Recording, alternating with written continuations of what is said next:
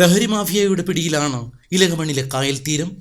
പ്രകൃതി ഭംഗിയാൽ അനുഗ്രഹീതമായ കായലോരത്താണ് സാമൂഹ്യ വിരുദ്ധരും മയക്കുമരുന്ന് മാഫിയകളും തമ്പടിക്കുന്നത്. ഇലകമൺ കായൽപ്പുറം സംഘത്തൊടി പ്രദേശം കേന്ദ്രീകരിച്ചാണ് ലഹരി സംഘങ്ങൾ വിലസുന്നത്. സമാധാനമായി ഉറങ്ങാൻ പോലുമാവാത്ത സ്ഥിതിയാണുള്ളതെന്ന് നാട്ടുകാർ പറയുന്നു. എനിക്ക് ഒരുപാട് ബുദ്ധിമുട്ടുണ്ട്. ഞാൻ ഒറ്റയ്ക്ക് താമസിക്കാൻ, എൻ്റെ 2 മക്കളും അടുത്തില്ല. പിന്നെ ഇവിടെ വെള്ളമടി, ചാരായ കച്ചവടം, അങ്ങനെയൊക്കെ ഉള്ള. പിന്നെ അവർ നമ്മളെ കാണുമ്പോൾ തിരിച്ചു വരുമ്പോൾ നമ്മൾ വെളിയിൽ അങ്ങനെ നിൽക്കുകയാണെങ്കിൽ നമ്മളടുത്ത് മോശമായിട്ട് സംസാരിക്കും. അയിരൂർ സ്റ്റേഷനിൽ പരാതി കൊടുത്താൽ ഒരു ഫലവും ഇല്ല സാറേ. അവർ പറയുന്നതെന്ന് വെച്ചാൽ ഇവർ വരുന്ന കാണുമ്പം ഇവിടെ വെള്ളത്തിലിറങ്ങും, നമ്മൾ അറിയിക്കുമ്പം കായലിലിറങ്ങും. അവർ കുളിക്കാൻ വരികയല്ലേ, പിന്നെ എന്താ പ്രശ്നമെന്നാണ് ചോദിക്കുന്നത്. അതുകൊണ്ട് ഞാനിപ്പം എല്ലാം പേടിച്ചാണ് നേരം വിളിപ്പിക്കുന്നത്.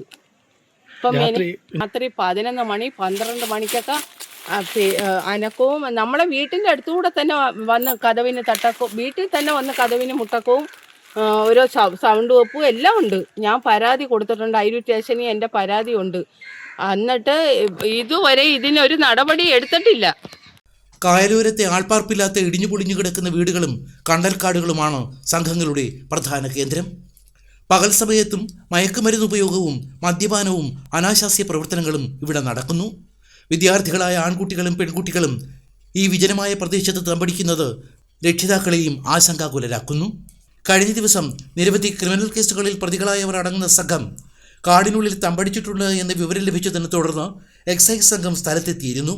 ഉദ്യോഗസ്ഥരെ തള്ളിമാറ്റി രക്ഷപ്പെടാൻ ശ്രമിച്ച സംഘത്തെ നാട്ടുകാരും എക്സൈസും ചേർന്ന് സാഹസികമായാണ് പിടികൂടിയത്. എന്നാൽ ഈ സമയം ഇവരിൽ നിന്ന് ലഹരിമരുന്ന് കണ്ടെത്താനാവാത്തതിനാൽ അയിരൂർ പോലീസിൽ ഏൽപ്പിച്ച ഇവരെ പിന്നീട് വിട്ടയക്കുകയായിരുന്നു. പോലീസ് സ്ഥലത്തെത്തുമ്പോൾ കായലിൽ ചാടി രക്ഷപ്പെടുകയാണ് ഇവരുടെ പതിവ്. ഏറ്റവും കൂടുതൽ കയർ മേഖല ഉണ്ടായിരുന്നൊരു ഏരിയയാണ് ഇവിടെ. കയർ തൊഴിലാളികളും തൊണ്ടടി തൊഴിലാളികളും ഒക്കെ ഉണ്ടായിരുന്ന വലിയൊരു ബിസിനസ് മേഖലയായിരുന്നു ഇത്.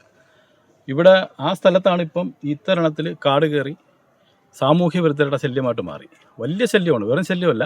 നമ്മുടെ നാട്ടിലൊന്നും ഇല്ലാത്ത ഇവിടേക്കോ ഉള്ള പയ്യന്മാർ വരികയും പിന്നെ കഞ്ചാവ്, കള്ളുകൂടി ഇവിടെ വന്ന് അയൽക്കാർക്ക് ജീവിക്കാൻ വയ്യ, അയലത്തുള്ളവർക്ക് ബുദ്ധിമുട്ടുണ്ടാക്കുക.